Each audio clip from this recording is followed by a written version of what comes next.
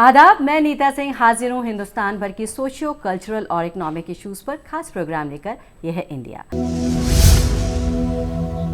हमारे इस खास प्रोग्राम में आज बात इंडियन नेवी माइट और launch of cutting edge destroyer Imphal की।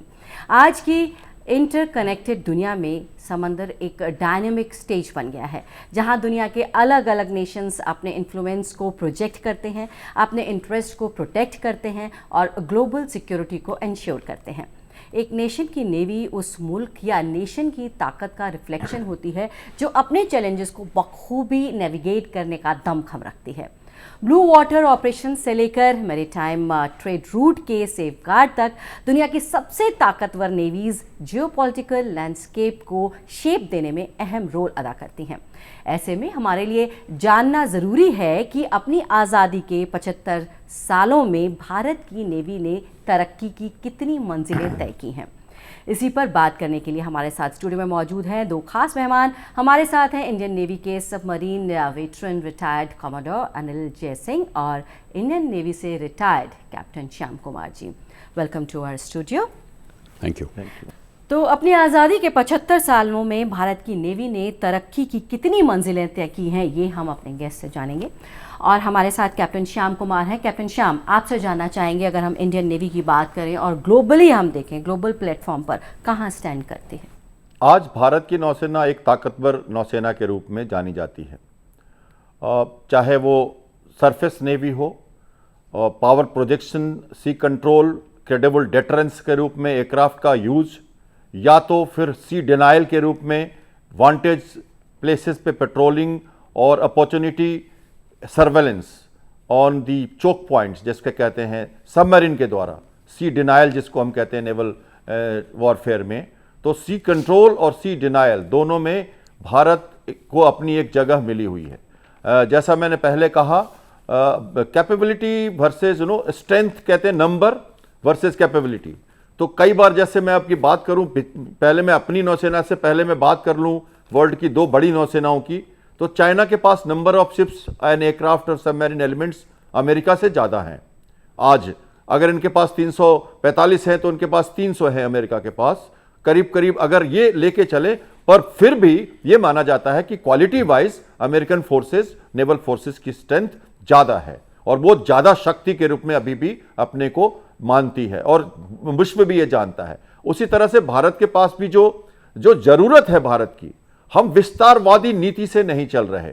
हमें इंडियन ओशनिक रीजन पे कंसर्न है और पैसिफिक पे अब हमारी थोड़ी नजर है और वहां भी हमें देखना है। तो अब हमारी उस हिसाब से नौसेना की जो स्थिति है उसमें अपने क्षेत्र में अपने आप को एक सुदृढ़ शक्ति के रूप में हम मानते हैं। और पोजिशनिंग की बात करें तो आज हम 7वें नंबर पर वर्ल्ड में नौसेना के रूप में आते हैं। पर इसके साथ मुझे जो मैंने पहले की बात कही उसे दर्शकों को समझना चाहिए कि हमारी रिक्वायरमेंट क्या है और उसके लिए हम कितनी तरह से रेडी हैं, क्योंकि जो मेरी रिक्वायरमेंट है उसके हिसाब से तो मैं अपने आप को एक बड़े बेहतर पायदान पे मानता हूं। दूसरी बात, जहां तक कि नौसेना की ग्रोथ की बात है, तो एक बहुत लंबे समय से देखिए जो निर्माण कार्य का जो तरीका है, जो जेस्टेशन पीरियड होता है एयरक्राफ्ट बनाने का, शिप बनाने का, चूंकि इनको हमें डेवलप करना है प्रोजेक्ट के थ्रू, 20-20 साल लग जाते हैं प्रोजेक्ट बनाने में। तो खासकर जैसे सबमरीन की बात करें तो बहुत लंबा प्रोजेक्ट लगता है सबमरीन बनाने में, शिप को बनाने में। ये एक बार बन जाए तो फिर प्रोटोटाइप या उसके डिजाइन फिर से चेंज करके हम दूसरे बनाने लगते हैं। तो अब रोलिंग इन पीरियड में हम इसको फास्टर ग्रोथ में देखते हैं और आज हमारे पास अगर 130-140 शिप्स हैं तो अगले 2 सालों में हम उसको 150 पर ले जाना चाहते हैं। आज हमारे पास अगर 300 एयरक्राफ्ट हैं तो हम उसको बढ़ाना चाहते हैं स्ट्रेंथ को। 2025, 27, 28 तक हम अपने को 200 शिप्स के रूप में देखते हैं और 300 से ज़्यादा एयरक्राफ्ट के रूप में देखते हैं। और 2047 जो अमृतकाल में हमने अभी सुना, उसमें हम चाहते हैं कि हमारी जो शक्ति है करीब करीब 43-47 एयरक्राफ्ट शिप्स जो हैं अंडर प्रोजेक्ट हैं डिफरेंट शिपयार्ड्स में, और ये सब बन के तैयार हो जाएंगे। तो हमारी जो पर्सपेक्टिव प्लान है, मैरीटाइम पर्सपेक्टिव प्लान, उसके हिसाब से हम चल रहे हैं और नेवी और सुदृढ़ होने वाली है। इसके साथ देखिए ship building capability, maritime power की बात जब हम करते हैं नेवल पावर से हटके, तो ship building capability, culture, maritime culture, trade, 91% trade आज हमारा बाहर से आता है शिप के थ्रू।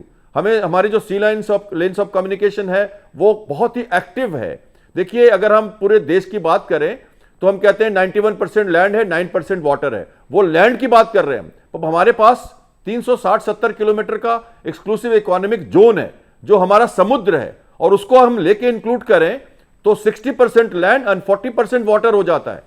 और 15,000 किलोमीटर की बॉर्डर है तो 7,500 किलोमीटर की कोस्ट है।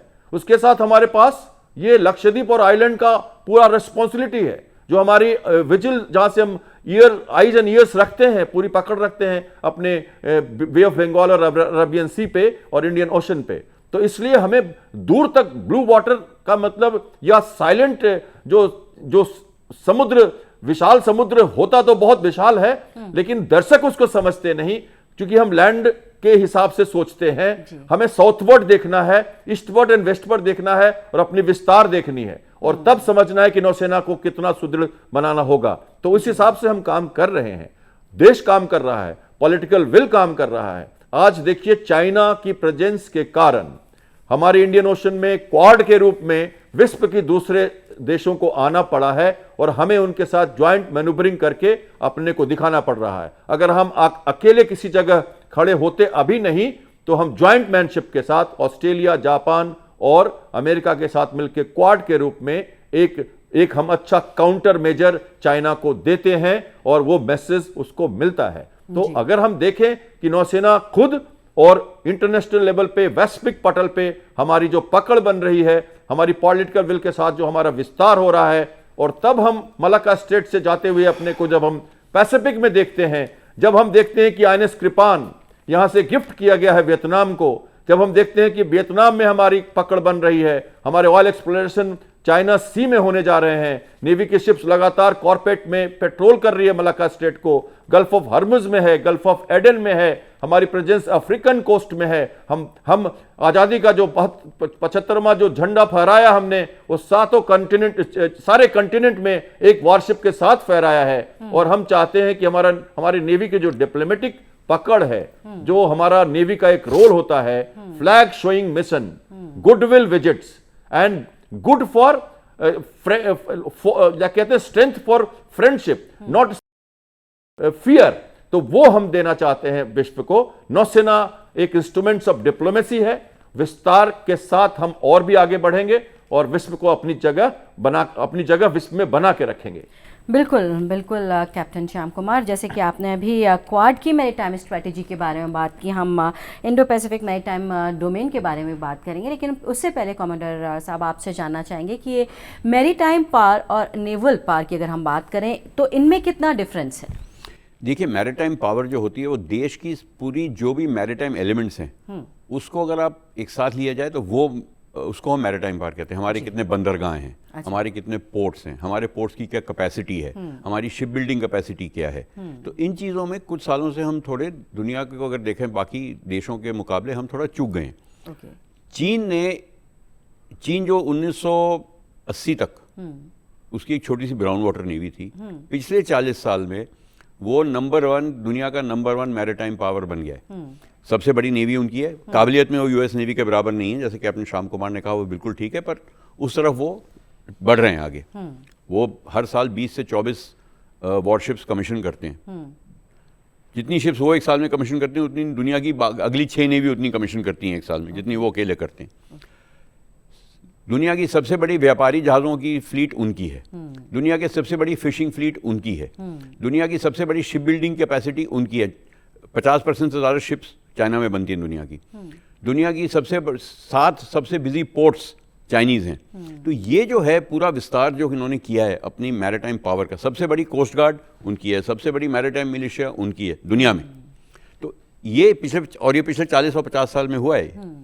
तो खैर हम उसका मुकाबला नहीं कर सकते, उनके पास इकोनॉमिक क्लाउड बहुत था, उनके पास इकोनॉमिक पावर है। अब वो अपने मैरीटाइम पावर को कैसे फैला रहे हैं, ये बेल्ट एंड रोड इनिशिएटिव के अंतर्गत सब जगह छोटे छोटे पोर्ट्स में कंट्रोल रखेंगे। जिबूटी में उन्होंने बेस बना ली, तो हम उसके साथ मुकाबला नहीं कर सकते। और तो पर भारत क्या कर रहा है, अभी भारत ने 2014 में सागरमाला प्रोग्राम किया, फिर 2015 में सागर किया जिसका मैंने आपसे जिक्र किया, और अभी ये ग्लोबल मैरीटाइम समिट जो अभी हुआ था पिछले आई थिंक 10 दिन पहले मुंबई में, वहाँ प्रधानमंत्री ने अमृतकाल विजन 2047 को मैरीटाइम विजन रिलीज किया है। उसके अंतर्गत 2047 तक हम भी दुनिया में एक सर्वश्रेष्ठ मैरिटाइम पावर बनेंगे, समुद्र शक्ति होगी हमारी, जो दुनिया में टॉप 3 में होगी जी। उसमें हमको शिप बिल्डिंग अपनी बढ़ानी है। तो अभी हमारी शिप बिल्डिंग की जो कैपेसिटी है वो 1% है पूरे ग्लोब की, हम उसको 5% ले जाना चाहते हैं 2030 तक।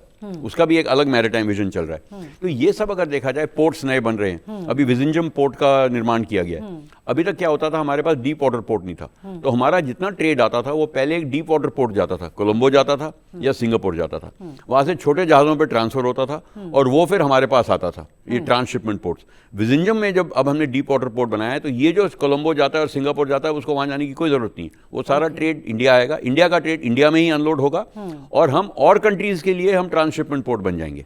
तो ये सब जो है अब हम दूर की सोच रहे हैं और बड़ा सोच रहे हैं। अब ये नहीं सोच रहे कि अच्छा थोड़ा हमको यहाँ करना है, थोड़ा वहाँ करना है।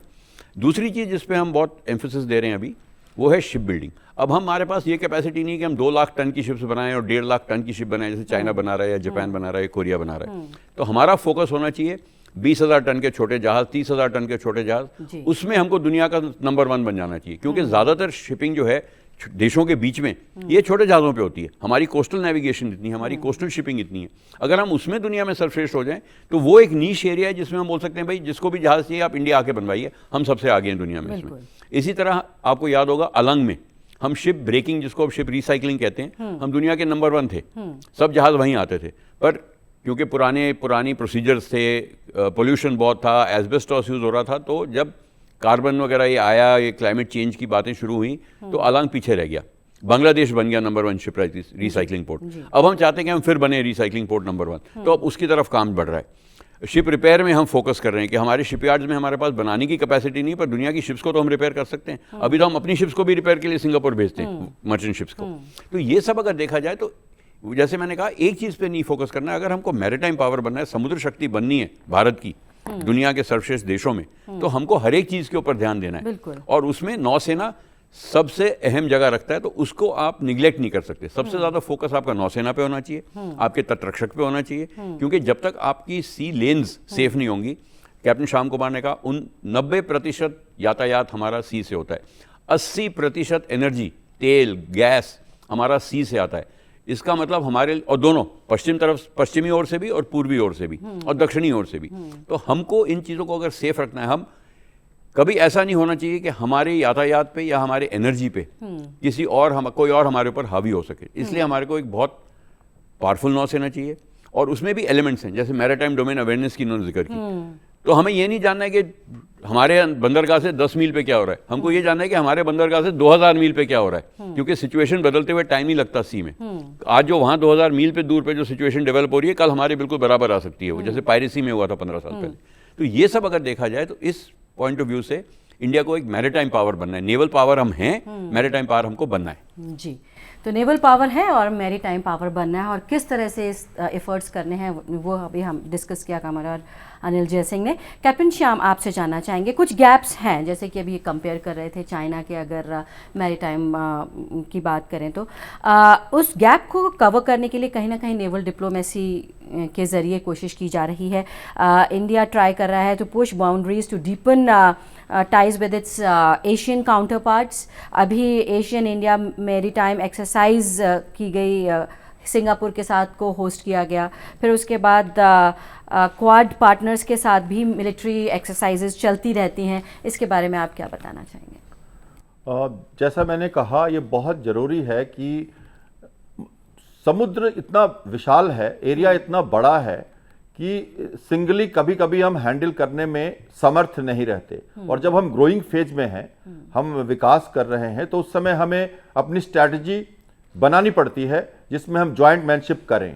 और ये वर्ल्ड ओवर पुरानी ये परंपरा रही है कि नेवीज जो है एक दूसरे के साथ हमेशा इंटीग्रेट करती रही हैं। और कई बार ऐसा देखिए, अलाइज पूरे वर्ल्ड वार में आपने देखा होगा, अलाइनमेंट हुई थी और फौज दो तरफ से लड़ रही थी। तो पूरी की पूरी जब नेवी लड़ती है एक तरफ से, तो जमीन पे तो आप एक्सरसाइज करके एक दूसरे को समझ सकते हो, पर समुद्र में समझने के लिए पहले से एक्सरसाइज करना, कोऑर्डिनेशन बनाना, एक दूसरे की लैंग्वेज समझना, उनकी टैक्टिक्स, उनका तरीका, और एक जो रणनीति बनानी होगी नेवल वॉरफेयर में, उसके लिए लगातार एक्सरसाइजेस जरूरी हैं। तो इसलिए देखिए भारत करीब पिछले 25 सालों से एक्सरसाइज मालाबार के रूप में हम एक्सरसाइजेस कर रहे हैं।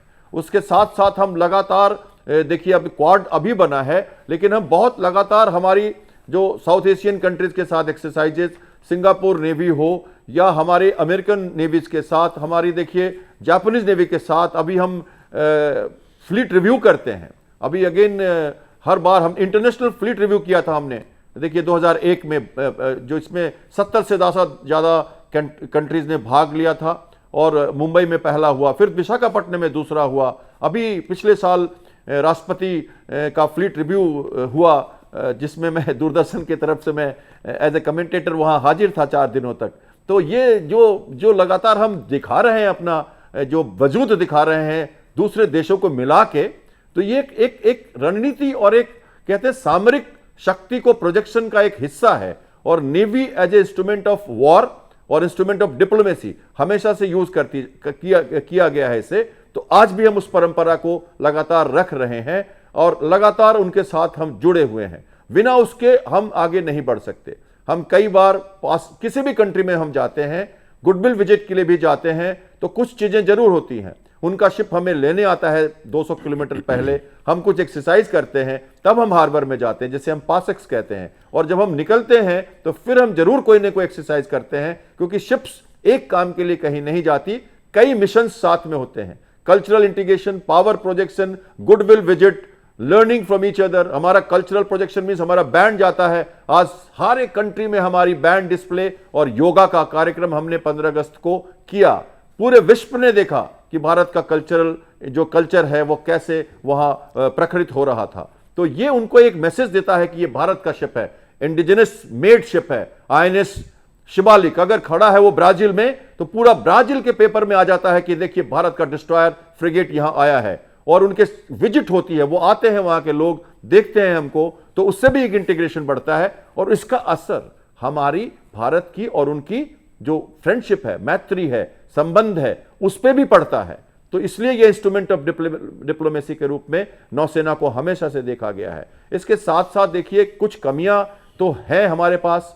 जैसे हम कह रहे थे, मैरीटाइम पावर के रूप में हमारे को, हालांकि हमारी जो मैजगान डॉक है वो बहुत अच्छा काम कर रही है, गार्डन रिच शिप बिल्डर्स बहुत अच्छा काम कर रहे हैं, दूसरे शिप्स बना के दूसरे देशों को उन्होंने देना शुरू कर दिया है। फिर भी हमारी जो ग्रोथ है कम है।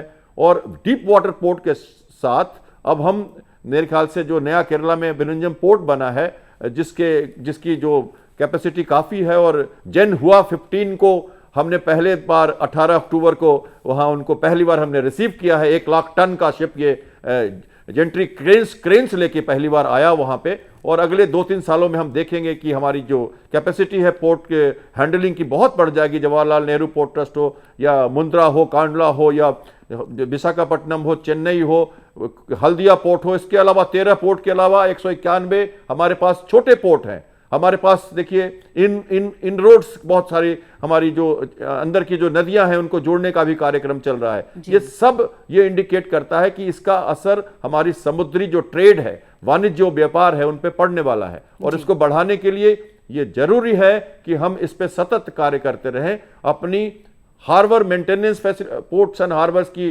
कैपेसिटी, जो डॉकिंग अनडॉकिंग है, रिपेयर फैसिलिटीज है, शिप बिल्डिंग कैपेसिटी है, और फ्रेंडली कंट्रीज के साथ हमारा संबंध, जहां हम अपनी मेंटेनेंस कर सकें, अपनी रीच बढ़ा सकें। जैसे मैंने कहा, संबंधों के साथ यह भी जरूरी है कि अगर हम पैसिफिक में जा रहे हैं और हमें वियतनाम में एक पोर्ट मिल जाता है, तो हम पैसिफिक में सस्टेन कर सकते हैं। आज कहा जा रहा है कि चाइनीज एयरक्राफ्ट कैरियर कुछ ही दिनों में भारतीय ये इंडियन ओशन में ऑपरेट करने वाला है। अभी तक नहीं इसलिए कर पा रहा कि एक तो वो नया है, उनकी ऑपरेशनल कैपेबिलिटी नहीं है, एक्सपीरियंस नहीं है।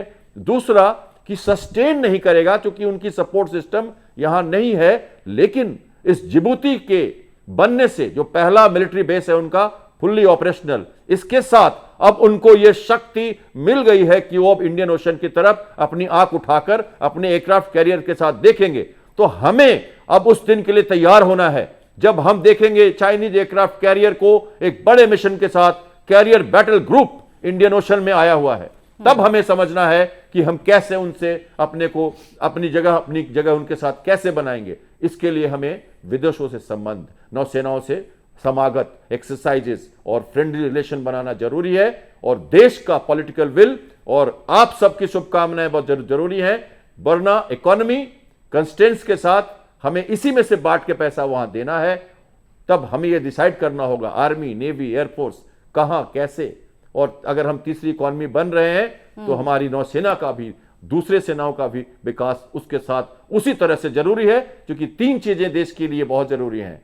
आपका अपना इकोनॉमी, आपकी अपनी मिलिट्री पावर, और तीसरा आपका कल्चर, सॉफ्ट पावर। तो हम तीनों में आगे बढ़ रहे हैं। हम विदेशों से संबंध बना रहे हैं, हमारी इकोनॉमी बढ़ रही है, तो हमारी सेना को भी बढ़ना पड़ेगा। जी बिल्कुल, आपने काफ़ी डिटेल में बताया कैप्टन श्याम कुमार। कमांडर सिंह, आपसे जानना चाहेंगे, क्योंकि आप सबमरीन वेटरन हैं इंडियन नेवी के, तो सबमरीन कितनी हमारे फ्लीट में है, क्या इम्पोर्टेंस है, कितनी और ज़रूरत है, ये आपसे जानना चाहेंगे।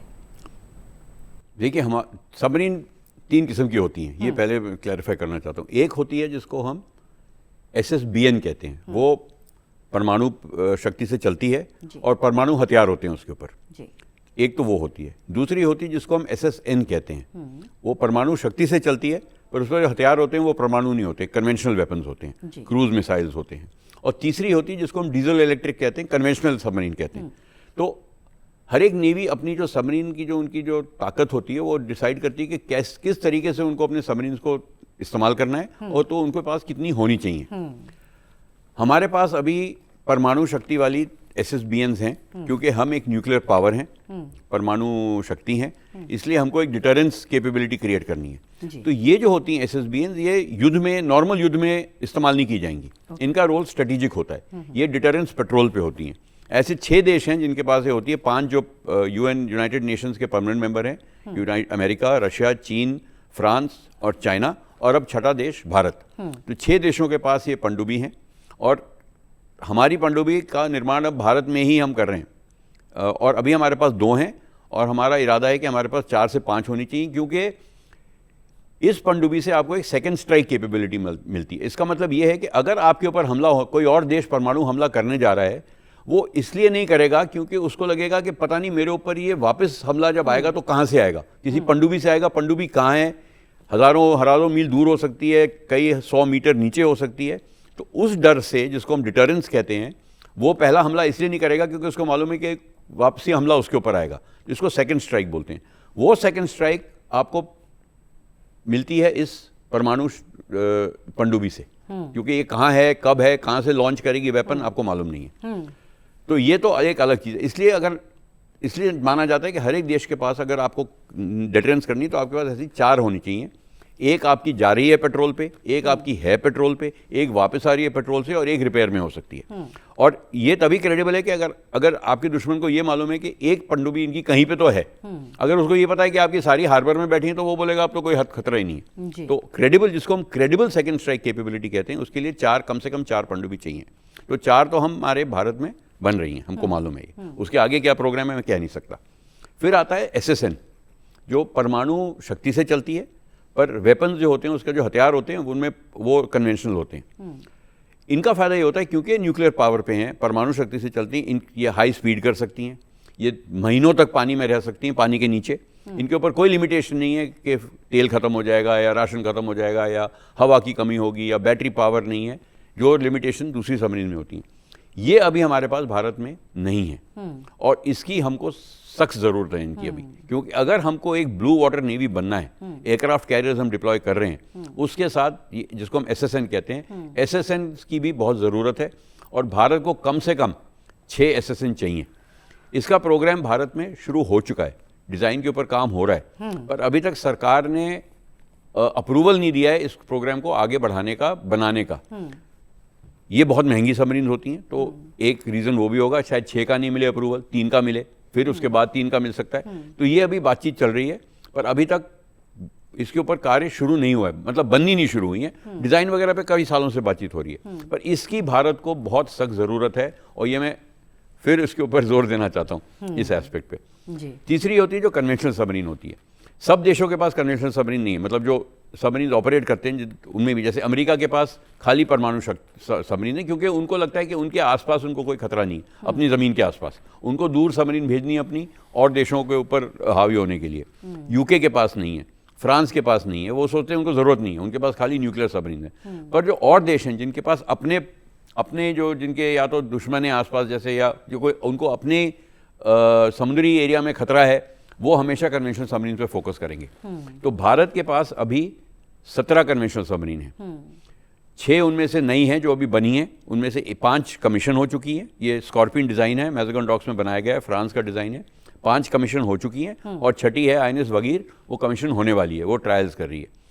इनके अलावा जो हमारी पुरानी सबमरीन है वो अब काफ़ी पुरानी हो गई हैं, तो उनको बदलने का अब टाइम आ गया है। तो प्रोजेक्ट, ये जो 6 सबमरीन जिनका मैंने जिक्र किया, इनको प्रोजेक्ट 75 कहा जाता है। प्रोजेक्ट 75 की 6 सबमरीन थी, अब एक प्रोजेक्ट 75 इंडिया बन रहा है, उसमें 6 और पनडुब्बियों का निर्माण होगा, कन्वेंशनल पनडुब्बियों का। उसके अभी बातचीत चल रही है शिपयार्ड के साथ, पार्टनर के साथ, सबके साथ। तो कुछ एक आध साल में उनका भी निर्माण शुरू हो जाएगा और ऐसे फिर एक बार ये बन जाएंगी। तो इरादा ये है कि जब तक हमारी ये 6 सबमरीन तैयार हों, पनडुब्बी की जितना निर्माण है, डिज़ाइन से लेके उसकी डीकमिशनिंग तक 25 साल 30 साल के बाद, हम हर चीज़ में आत्मनिर्भर होना चाहते हैं। हम किसी और के ऊपर निर्भर नहीं होना चाहते पनडुब्बी की शक्ति के लिए, क्योंकि ये एक चीज़ है जो आपके ऊपर, अगर आप किसी के ऊपर निर्भर हैं, वो आपको अगर तंग करना चाहे तो काफ़ी तंग कर सकता है इसके पीछे।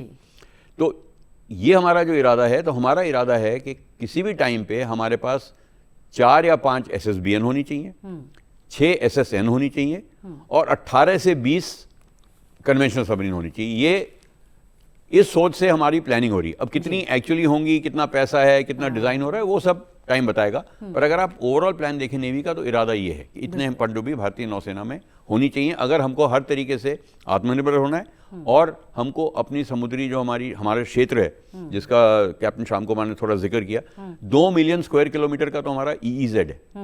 उसके अलावा हमारे मैरीटाइम नेबर्स हैं, उन सबको अगर हम देखें पूरा रीजन, तो अगर आप देखें तो पूरा हिंद महासागर जो है, इंडो पैसिफिक में अगर आप देखें तो इंडो पैसिफिक में जितनी बड़ी नेवीज हैं सब पैसिफिक की हैं। US नेवी पैसिफिक में है, जापान पैसिफिक में है, कोरिया पैसिफिक में है, वियतनाम पैसिफिक में है, सिंगापुर पैसिफिक में है। एक बस भारतीय नौसेना है जो इंडो पैसिफिक का इंडो देख रही है। तो हमको उस किस्म की शक्ति अपनी बनानी है कि इंडियन ओशन में जो इंडो पोर्शन है इंडो पैसिफिक का, उसमें हमारी हमेशा पोजीशन औरों से अच्छी रहे और जो भी हमारे खिलाफ आए उसके ऊपर हम हावी हो सकें किसी भी टाइम पे। कैप्टन श्याम कुमार, कमांडर अनिल जयसिंह, आपने टाइम निकाला और स्टूडियो में आए, इतनी अहम जानकारी हमें, इम्पोर्टेंस बताई इंडियन नेवी की, आपने बताया, फैक्ट्स बताए, हिस्ट्री बताई। So thank you so much for coming to studio. Thank you very much. तो हमारे दोनों गेस्ट ने हमें बताया कि हमारे आज़ादी के 75 सालों में इंडियन नेवी ने कितना लंबा सफ़र किस तरह से तय किया है और अगर 2047 की बात करें तो एम है कि पूरी तरह से आत्मनिर्भर इंडियन नेवी को होना है। तो हमारी ये खास पेशकश आपको कैसी लगी? हमारी इस खास पेशकश में फ़िलहाल इतना ही। आपकी राय क्या है, आप हमें लिख सकते हैं। हमारा ईमेल ID है ddurduspecials@gmail.com। इसी के साथ हमारी पूरी टीम को दीजिए इजाज़त। आदाब।